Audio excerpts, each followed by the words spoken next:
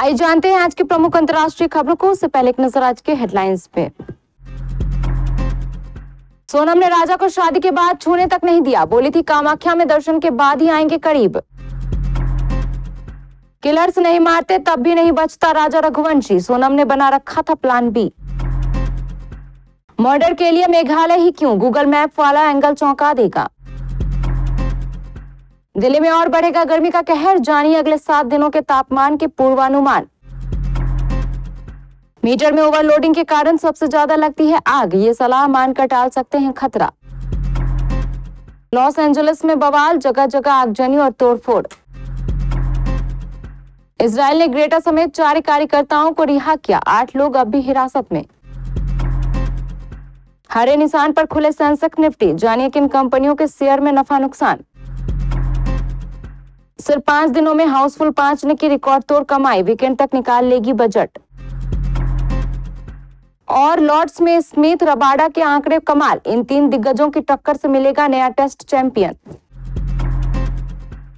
राजा रघुवंशी की शादी को चंद दिन ही हुए थे, प्यार में भरोसा था, अपनापन था, लेकिन एक अजीब सी दूरी भी थी जो उसकी पत्नी सोनम ने खुद बनाई थी।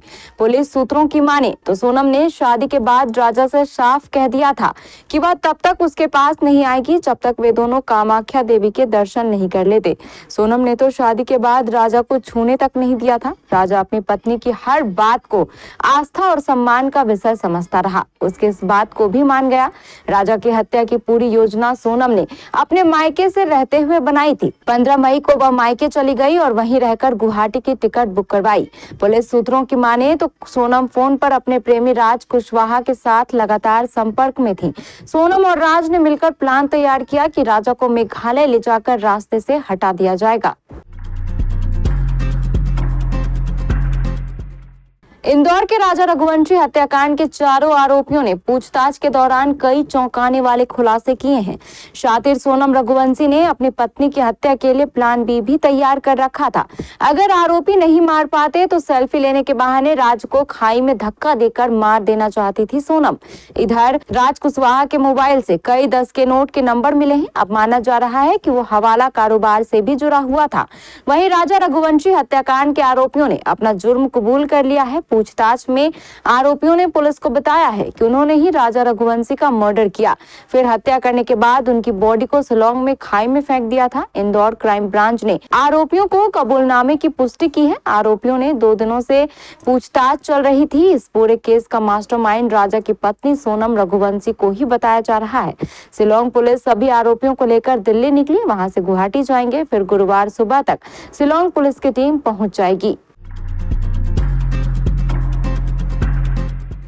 मेघालय में हनीमून मनाने गए कपल के मामले में रोज चौंकाने वाले तथ्य सामने आ रहे हैं। पत्नी ने अपने पति की हत्या की साजिश रची, उसने अपने प्रेमी और उसके दोस्तों के साथ मिलकर इस वारदात को अंजाम दिया।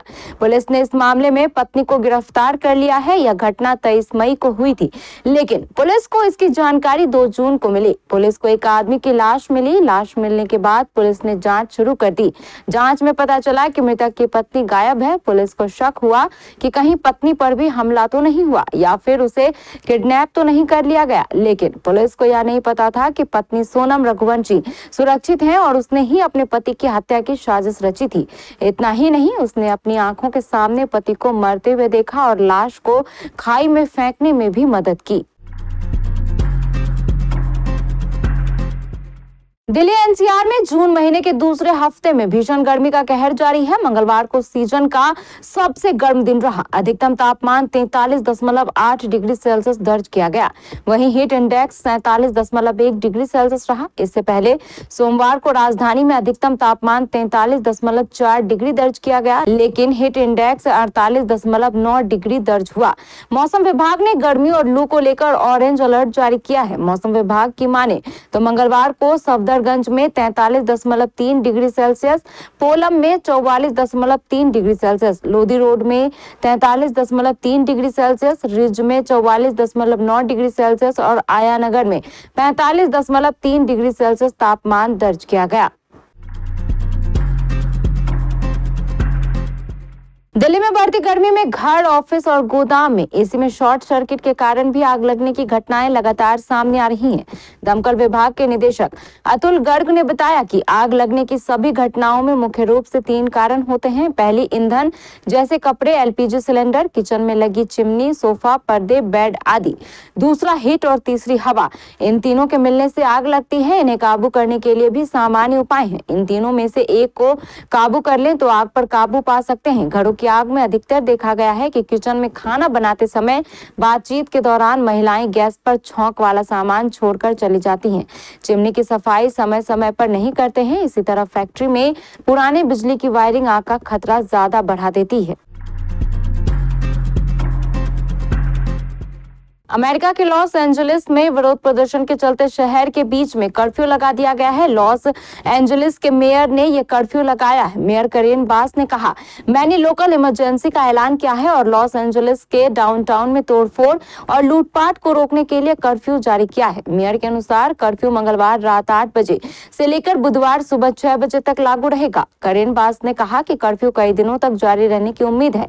मेयर करेन बास ने यह भी कहा कि डोनाल्ड ट्रंप प्रशासन के अप्रवासी नागरिकों के घरों पर चल रहे छापों के विरोध में हिंसक विरोध प्रदर्शन शुरू हुआ। सिएटल, ऑस्टिन, शिकागो और वॉशिंगटन डीसी जैसे शहरों में प्रदर्शन भड़क उठे हैं, जहां प्रदर्शनकारियों ने नारे लगाए। इस वजह से फेडरल बिल्डिंग के पास यातायात ब्लॉक रहा।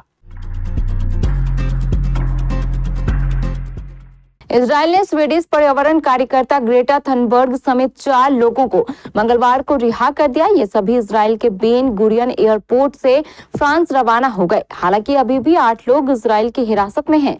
इनमें रीमा हसन समेत बाकी लोग शामिल हैं। इन सभी के नाम अभी तक सामने नहीं आए हैं। इजरायली सेना ने 9 जून को गाजा के लिए राहत सामग्री लेकर जा रहे मैडलिन जहाज पर छापा मारकर स्पेन, फ्रांस, स्वीडन और तुर्की के 12 कार्यकर्ताओं को हिरासत में ले लिया था।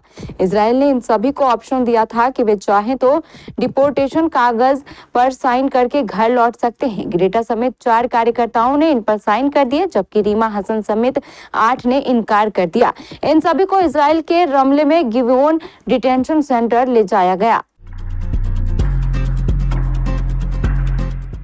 मंगलवार को सेंसेक्स और निफ्टी में सुस्ती दिखी थी। सेंसेक्स 53.49 अंक यानी 0.06% गिरकर 82,351 अंक पर बंद हुआ था। एनएसई निफ्टी 1.05 अंक यानी 0% की मामूली बढ़त के साथ 25,104 अंक पर आ गया था। एशियाई बाजारों में तेजी विदेशी फंड प्रवाह के साथ बुधवार को घरेलू शेयर बाजार में देखी गई। बेंचमार्क सूचकांक सेंसेक्स और निफ्टी ने हरे निशान के साथ कारोबार की शुरुआत की। शुरुआती कारोबार में 30 शेयरों वाले बीएसई सेंसेक्स 118.11 अंक चढ़कर 82,509 पर पहुंच गया। ऐसे ही 50 शेयरों वाला एनएसई निफ्टी 33.33 अंक चढ़कर 25,137 पर पहुंच गया। मंगलवार को सेंसेक्स और निफ्टी में सुस्ती दिखी थी। सेंसेक्स 53.49 अंक यानी 0.06% गिरकर 82,391 पर बंद हुआ था। एनएसई निफ्टी 1.0 अंक यानी 0% की मामूली बढ़त के साथ 25,104 अंक पर आ गया था।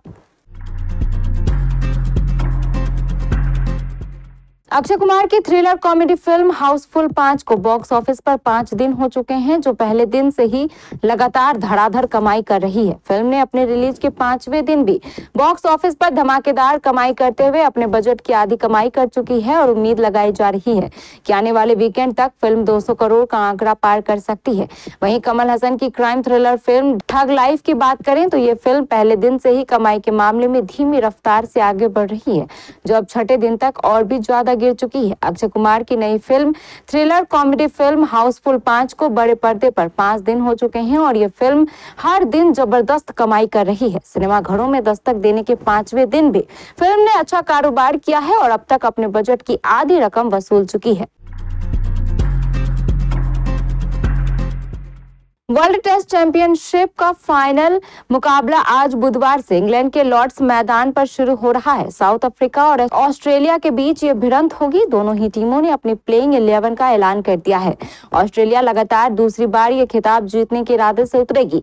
वहीं साउथ अफ्रीका पहली बार फाइनल जीतना चाहेगी, लेकिन इस महामुकाबले में कुछ शानदार टक्कर देखने को मिलेगी। एडन मार्करम ने 2022-23 के ऑस्ट्रेलिया दौरे में तो हिस्सा नहीं लिया था, लेकिन 2018 की पिछली सीरीज में ऑस्ट्रेलियाई कप्तान पैट कमिंस ने उन्हें 4 बार आउट किया था। हालांकि उस सीरीज में जिसे दक्षिण अफ्रीका ने बॉल टेम्परिंग विवाद के बीच 3-1 से जीता था, मार्कराम ने डीन एल्गर के साथ ओपनिंग की और 2 शतकों के साथ सबसे ज्यादा रन बनाए।